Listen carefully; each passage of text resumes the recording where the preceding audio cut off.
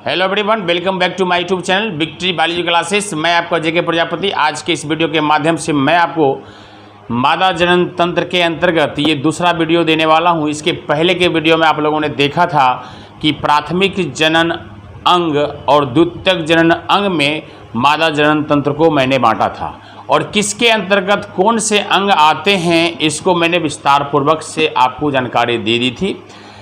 प्राथमिक जनन अंग के अंतर्गत ओनली वन एक अंग आता है, वह भी बहुत महत्वपूर्ण अंग जिसको हम अंडाशय बोलते हैं, जिसको अंग्रेजी में हम ओवरी बोलते हैं, ठीक है। और सहायक जो अंग होते हैं दूसरे साइड, जिसे हम सेकेंडरी रिप्रोडक्टिव ऑर्गन बोलते हैं, उसके अंतर्गत जितने भी नलियाँ होती हैं, सहायक ग्रंथियाँ होती हैं और बाह्य जननांग जो होते हैं वो सब आता है। मैं इसका कॉलम और आपको डिटेल्स मैंने बताया था, ठीक है। आज हम पहला जो इम्पोर्टेंट भाग है मादा जनन अंग का, जो प्राथमिक जनन अंग के अंतर्गत आता है, जिसका नाम है ओवरी, उसकी चर्चा हम करने वाले हैं।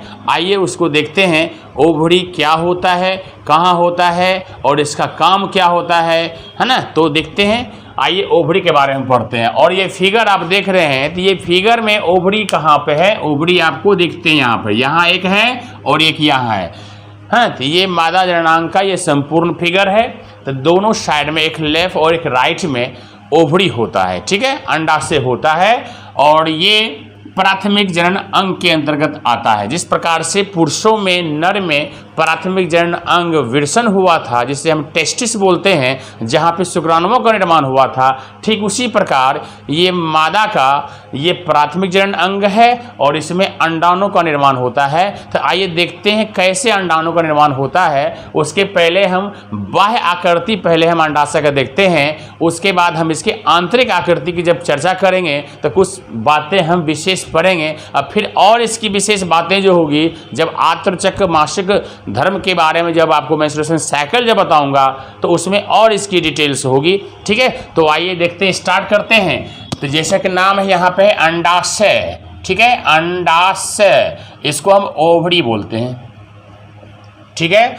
और ये पहला पार्ट मान लीजिए, ठीक। और अंडाशय कहाँ पे है, देखिए कि यहाँ यहाँ और यहाँ मैंने दो संख्या में है। तो इसमें आप संख्या पहले दे दीजिए, ये संख्या इसकी 2 है ना, जिसको हम 1 पेयर कह सकते हैं, ठीक है। और ये है कि लोकेशन कहाँ है इसका, लोकेशन मीन्स ये मादाओं में या महिलाओं में या लड़कियों में ये पाया जाता है कहाँ पे। तो लोकेशन में जगह है ना, कहाँ पे ये मिलता है। तो सबसे पहले आपको पढ़ना पड़ेगा, मीन समझना पड़ेगा कि ये उदर गुहा क्या होता है।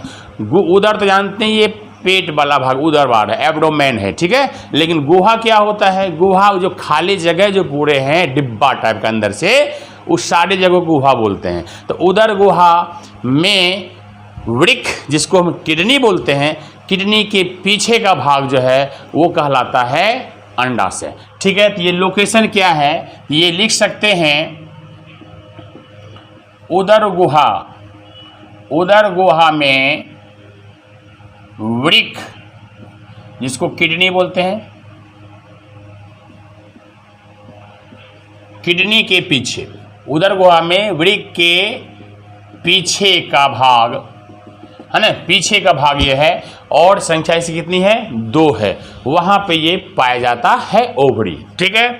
सबसे पहले इसकी साइज की बात करें, ये दिखता है ना कि, है ना, साइज की बात करें तो सबसे पहले देखिए 2 से 4 सेंटीमीटर जो है ये लंबा होता है। उसके बाद 1.5 से 2 सेंटीमीटर जो होता है वो चौड़ा होता है। और 0.8 से 1 सेंटीमीटर जो होता है ये इसकी मोटाई होती है, मीन्स मोटी होती है। ये किसके बारे में बता रहा हूँ आपको, ये अंडाशय के बारे में बता रहे हैं। उसके बाद ये कलर, रंग कैसा इसका है, कलर कैसा है, ये सफ़ेद रंग का है, सफ़ेद रंग का होता है।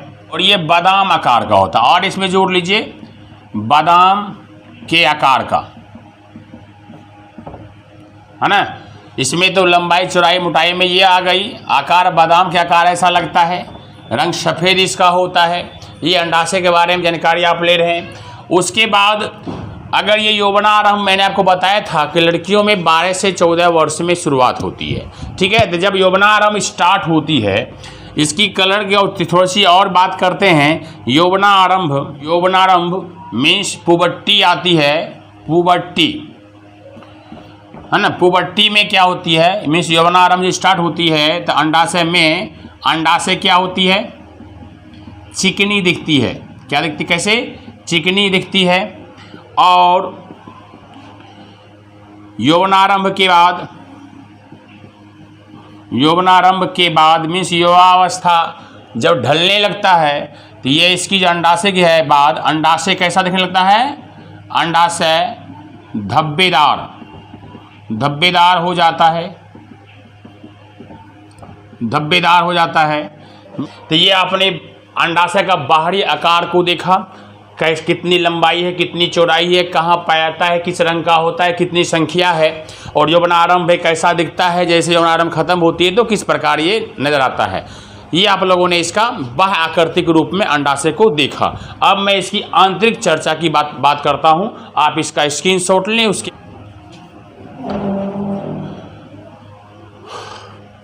अब देखते हैं अंडाशय की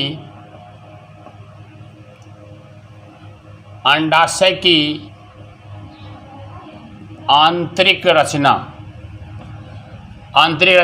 तो इसमें आपको मान लीजिए कि ये क्या है, ये अंडाशय है, ठीक है। अब ये अंडाशय आपका हो गया।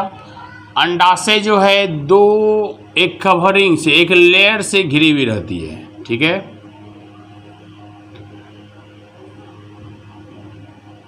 ये तो मान लीजिए ये जो है ना, ये अंडाशय है, ये अंडाशय हुआ, ये वाला अंदर वाला भाग अंडाशय है। उसमें एक कवर होती है, एक कवर होती है, उसके बाद दूसरा कवर होती है। तो एक ये अंडाशय का कवर, ये एक पहला कवर हुआ, ठीक है। और उसके बाद ऊपर से ये कवर है। तो ये जो बाहरी कवर होती है इसको हम मेजोवेरियम बोलते हैं। क्या बोलते हैं इसको, मेजोवेरियम बोलते हैं। अब उसके बाद इस पहली परत जो होती है, उसके बाद जो कवरिंग, ये जो एरिया है, ये देख रहे हो अंडाशय के ऊपर, ये अंडाशय है। अंडाशय का पहला जो कवर होता है उसको बोलते हैं जनन उपकला। जनन उपकला, जिसको हम बोल सकते हैं जर्मिनल एपिथेलियम, जर्मिनल एपिथेलियम, ठीक है। अब क्या होता है, अंडाशय की आंतरिक रचना की चर्चा हम कर रहे हैं। अब इंटरनली हम देखते हैं तो अंदर में क्या होता है, एक घनानुमा छोटा और घना रचना होती है, ऐसे करके, ठीक है। और एक होता है पूरा बड़ा। जैसे मान लो ये सब रचना जो है, ये रचना और ये रचना सब एक ही मिला हुआ है। तो अंदर के अंडाशय मीन्स जनन उपकला के अंदर मीन्स अंडाशय के आंतरिक रचना की बात करते हैं तो सबको एक साथ क्या बोलते हैं इसको देखिए, ये जो है आंतरिक रचना, जितना सब ये है अंदर, ये संरचना सब आंतरिक रचना को हम क्या बोलते हैं, आंतरिक, अंडाशय की आंतरिक रचना को हम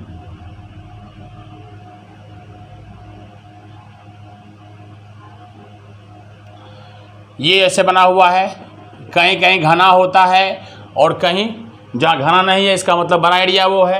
तो ये पूरा घना और बड़े एरिया को, संपूर्ण एरिया को, अंडाशय के अंदर के संपूर्ण एरिया को हम बोलते हैं एस्ट्रोमा। एस्ट्रोमा क्या बोलते हैं इसको, एस्ट्रोमा। और एस्ट्रोमा में होता है दो भाग होता है। एस्ट्रोमा कितने भाग होते हैं, दो भाग होते हैं। एक होता है कॉर्टेक्स, कॉर्टेक्स इसको वलकुट बोलते हैं, वलकुट हिंदी में, ठीक है। तो ये कॉर्टेक्स जो होता है ये बड़ा क्षेत्र है। देखो ये क्षेत्र पूरा है, तो बड़ा क्षेत्र को क्या बोलते हैं, ये बड़ा एरिया होता है, बड़ा भाग है ना। बड़ा भाग को क्या बोलते हैं हम, कॉर्टेक्स बोलते हैं। ये सारे एरिया कॉर्टेक्स है। और ये छोटा जो घना है, और दूसरा जो है मेडुला, दूसरा क्या होता है मेडुला, जिसको बोलते हैं ये छोटा और घना है, छोटा और घना टाइप का है, छोटा और क्या है ये घना होता है, उसको हम मेडुला बोलते हैं। ये तो हो गई अंडाशय की आंतरिक भाग, थोड़ा सा हम पढ़े कि ये इसको बाहरी परत जो है मेसोबेडियम कहलाती है। उसके बाद का जो लेयर है जनन उपकला, इसको जर्मिनल एपिथेलियम बोलते हैं। और अंदर की अगर रचना की बात करते हम हैं तो अंदर की रचना को पूरे संपूर्ण जो गुहा पाई जाती है उसको हम स्ट्रोमा बोलते हैं। और स्ट्रोमा के दो भाग होते हैं, एक बड़ा भाग जो होता है ये सब जैसा जो गहरा बड़ा भाग होता है उसको हम कॉर्टेक्स बोलते हैं, और एक छोटा सा भाग होता है, छोटा लेकिन घना होता है, ये सब भाग जो है उसको हम मेडुला बोलते हैं। ठीक है, अब हम अंडाशय की बात हम और डीपली भाग जाते हैं और देखते हैं यहाँ पर हैं कि अंडाशय जो हो, जैसे ये देखिए लेयर यहाँ पर है। अब इस लेयर से अंदर की बात करते हैं, कैसे इसमें अंडोसर्ग होती है, थोड़ी चर्चा और मैं इसका कर दूं। आंतरिक रचना मैंने इतना सा बता दिया, लेकिन और इसकी चर्चा मैं करता हूँ। ये जो जनन उपकला में जर्मिनल एपिथेलियम है, इससे सेल, कुछ सेल जो यहाँ निकल के इसमें है ना बाहर आती है, मैंने अंदर आती है। ठीक है, अंदर आती है तो उसमें से एक बड़ा सेल बन जाता है और चारों तरफ छोटे छोटे और सेल बन जाते हैं। तो जो बड़ा सेल जो होता है उसको हम मादा जर्म कोशिकाएं कहते हैं, मादा जर्म कोशिकाएं बोलते हैं। और चारों तरफ जो छोटे और विभाजन करके सेल बन जाते हैं इसको फोलिकल कोशिका बोलते हैं। क्या बोलते हैं इसको, है ना, फोलिकल कोशिकाएं, फोलिकल सेल, पुट्टिका कोशिका, हिंदी में इसको पुट्टिका कोशिकाएं कहते हैं। ये आसपास है। अब ये फिर डेवलप करते क्या होगा, यहाँ से आगे बढ़िए। अब आगे बढ़िएगा तो ये जो कोशिका बढ़ते के क्या बन जाती है, मीन्स जैसे एक मादा जर्म कोशिकाएं बीच में है, चारों तरफ से है ना फोलिकल सेल्स मीन्स पुट्टिका कोशिकाएं से जब ये घिर गया तो यह संपूर्ण भाग जो है वो अब कहलाएगी प्राथमिक पुट्टिका कहलाएगी, जिसको हम बोलते हैं प्राइमरी फोलिकल बोलते हैं। और प्राइमरी फोलिकल डेवलप करके है ना, और डेवलप करता है विभाजन क्रिया करते और जब डेवलपमेंट करता है, परिवर्धन करता है, तो ये प्राथमिक से क्या बनता है, द्वितीयक पुट्टिका बनती है, द्वितीयक पुट्टिका का निर्माण करती है, जिसको बोलते हैं सेकेंडरी फोलिकल बोलेंगे हम। और फिर ये डेवलप करता है, आगे बढ़ते रहता है, तो ये कहलाएगा तृतीयक पुट्टिका कहलाएगी। तृतीय पुटक इसको बोलते हैं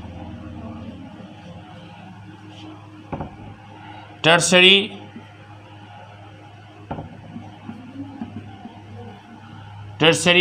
फोलिकल।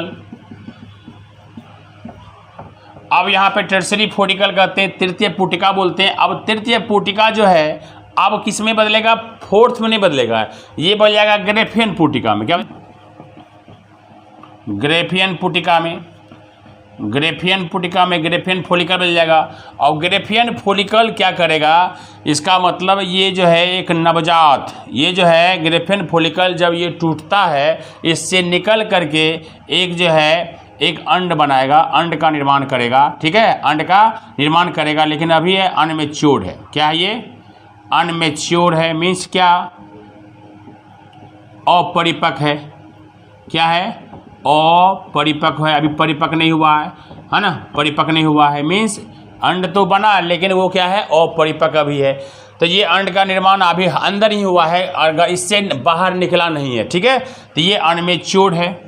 अब अनमेच्योर्ड और परिपक्व है, अब क्या आगे जाएगा, ध्यान से इसको देखिएगा। जैसे ये आगे आता है, अंडा बनता है, तो अब इसको, इस अंडे को प्रोटेक्शन देने के लिए, मान लीजिए यहाँ पे कि ये अंडा बना, यहाँ पे ठीक है, ये अंडा बना है। अब इसको प्रोटेक्शन देने के लिए क्या करेगा, एक लेयर बनता है बाहर से, एक है ना, बाहरी लेयर बन जाता है। उस लेयर का नाम है, उस परत का नाम है